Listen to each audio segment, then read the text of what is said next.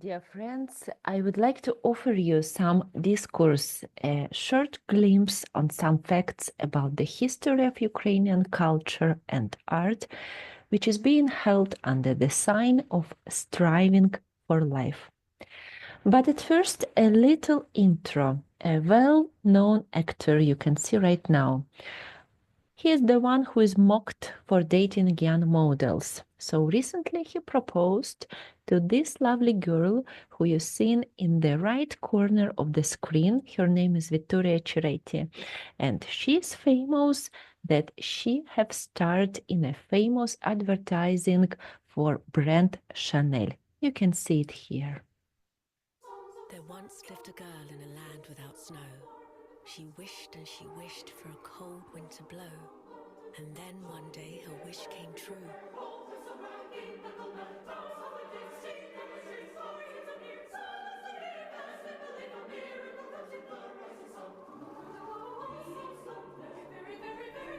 You see, magic comes to those who wait, for dreams are as true as what we create.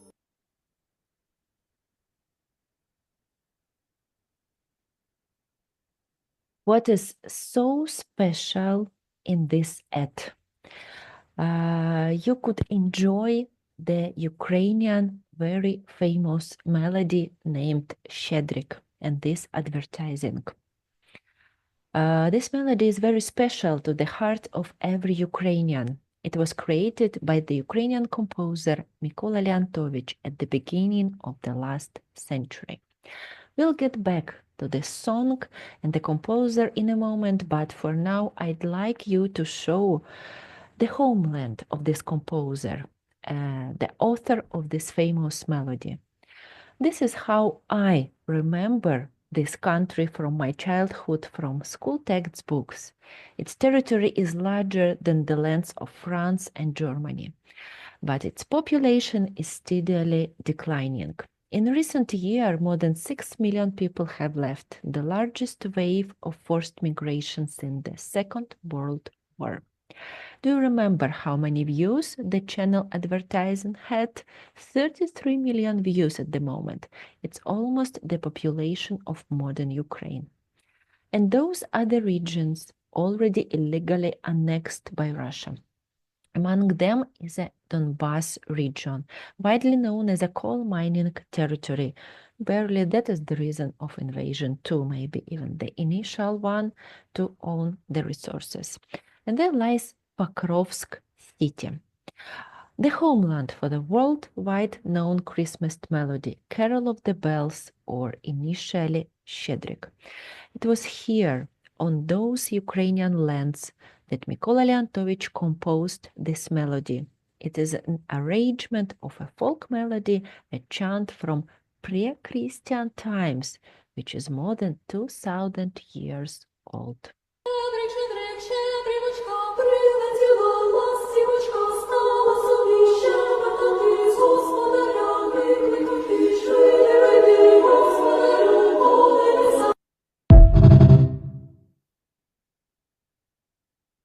In these photos, you see the composer himself and Pokrovsk, a city that was destroyed to the ground by the Russian invaders.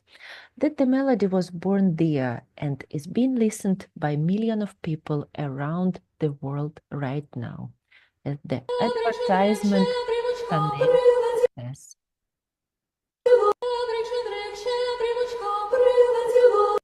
Does not want to stop. It's very powerful melody. And artists always sense the spirit of the time. This painting was created by the famous contemporary Ukrainian artist Maria Primachenko in 1986, and it's titled The Threat of the War. Here are the few other works by the artist who worked in the style of naive primitivism, and we can see in them the true soul of Ukrainian people, blooming, bright, cheerful, and most importantly, peaceful and friendly. For even Fantastic Beasts, one of her most famous series of works, has images of animals that are strange rather than evils. I create for joy and for happiness of people, says Maria herself. And why is Ukrainian culture so little known in the world? And for a long time it was equal to Russian culture. The first wave of mass executions of Ukraine intellectuals were held in 1934. And here you can see in right corner of this picture the place where those mass executions held in Kiev on Institutskaya Street near the October Palace. And little below you can see the Sandermoh tract in Karelia, where the largest mass extermination of people took place during the Great Terror of 30 years. People of 60 nationalities, including 677 Ukrainians. Those are some representatives of Ukrainian intelligence, art and culture makers, composers, poets, writers, artists who were killed by KGB. Among them, creators of the Ukrainian theater, playwrights and stage directors, poets, writers, professors, and historians. We call it executed renaissance of the 30th years of the past century. On November 1937, Les Kurbas and Mykola Kulish were shot in this way, with one bullet to save money. There were more than 500 of such couples. Here are the other faces of other persons who were meant to be Ukrainian elite and intellectual force of the country. We've lost our cultural heritage in the most brutal form. And here you can see the executed renaissance of the 21st century. Here is Maxim Krivtsov, a poet, writer Victoria Amelina, actor Vasil Kukharsky, and writer of the children's book Volodymyr Vakulenko. They are shown here with their books and films they were filming in. Those are the people of our culture and elite, of our modern art and culture with their books and films. He took the cat that was like pastry and said, "Cat, we need to go. War cold like ice came to us like morning, like life, like illness. The lesson called quiet life is over." On the photo, one of the poets, Maxim Krivtsov, while he was serving in army before he was killed.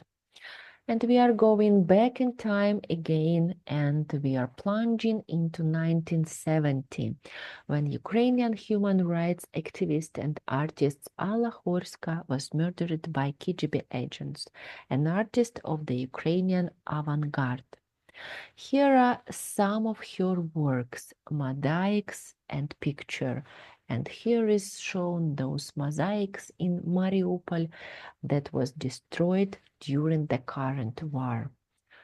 Here is the initial image of this mosaic, and here are some others who are already destroyed also. You can estimate the volume and the poetry of these mosaics for people. Here are some other works by this genial artist. And on this photo, here is this artist Alla Gorska with her husband Viktor Zaretsky. Viktor Zaretsky was saved from madness by his art. He poured all his pain into paintings dedicated to his wife. They are so imbued with painful energy that Horska's granddaughter, who is the custodian of the family's funds, turns them away from the wall. And the saving power of art and the living memory of pain and suffering that is still being repeated today. This is Sergei Parajanov, the director who made the best film in the history of Ukrainian cinema. Shadows of Forgotten Ancestor is a romantic story of Ivan and Marichka, the Hutzul, Romeo and Juliet. It was made at the Kiev Film Studio in 1964 and based on the works of classic Ukrainian writer Mikhailo Kotyubinsky. In the International Film Festival Mar del Plata in Argentina, it gained the main reward in 1965. But locals didn't know about the existence of sovereign state such as Ukraine, so applauded and shouted, "Viva Moscow, Via Russia." This year, under the auspices of worldwide known film director Martin Scorsese, another masterpiece of Parajanov was remade and restored in color, the color of pomegranate. Even Madonna and Lady Gaga were inspired by this genial masterpiece and used in their video clips. Here you can see an almost complete copy of the film footage in Lady Gaga's video. Originally, The Color of Pomegranate was filmed in 1968, and for this, the director was imprisoned for 5 years by the Soviet authorities, then released with the help of social activists. The release and return of Ukrainian art masterpieces appropriated by Russia continues. Ivan Aivazovsky was born in Feodosia, former Crimea, and he painted genius pictures dedicated to the sea. Aivazovsky lived and worked in Crimea. Kuinji, who was of Greek descent, was born in Mariupol. He was initially a member of the 19th century Russian realist art movement, the Wanderers. Now Kuinji is known as a Ukrainian painter. Ilya Repin is a Ukrainian painter also, of Cossack even descent, nicknamed Ripa, who was born in 1944 in the city of Chuguyev, then Kharkiv province, but later studied at the Petersburg and made his paintings in the Russian Empire. But as you can see, they are truly, truly Ukrainian. And at last but not least, Ukrainian Dancer is a theme series of pastels by French impressionist and artist Edgar Degas, depicting Ukrainian women performing folk dances.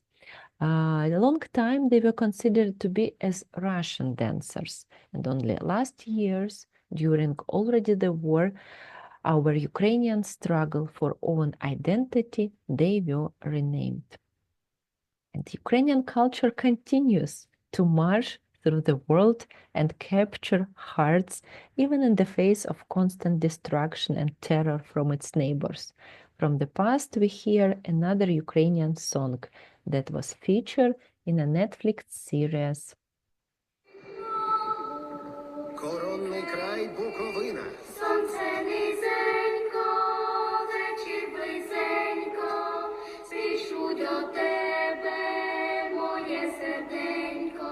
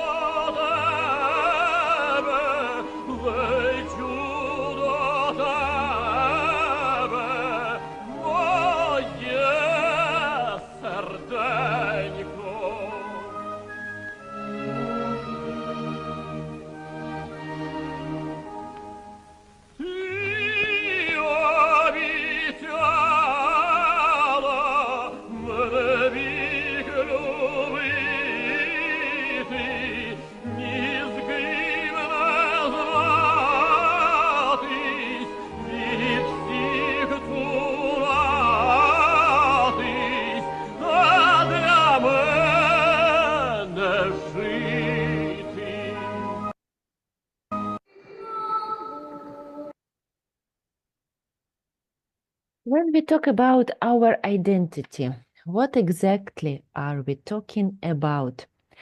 If our identity is in danger, what exactly is threatening it? What role do we play in the polyphony of world cultures? What are we losing that we need to protect? Nietzsche has a saying, the man of the future will have the longest memory. And we are having our memory in those pictures. It is all about of act, of defining ourselves and not being defined by others. Sergei Chaplygin, Ukrainian political scientist, social-cultural historian, and philosopher. So we are struggling for our identity, Ukrainian identity.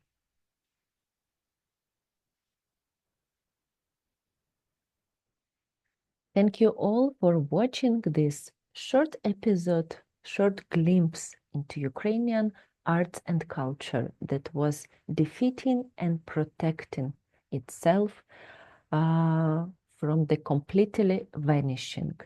And hope that our work by restoring, by keeping, by telling the stories about it will continue. Thank you. Slava Ukraini!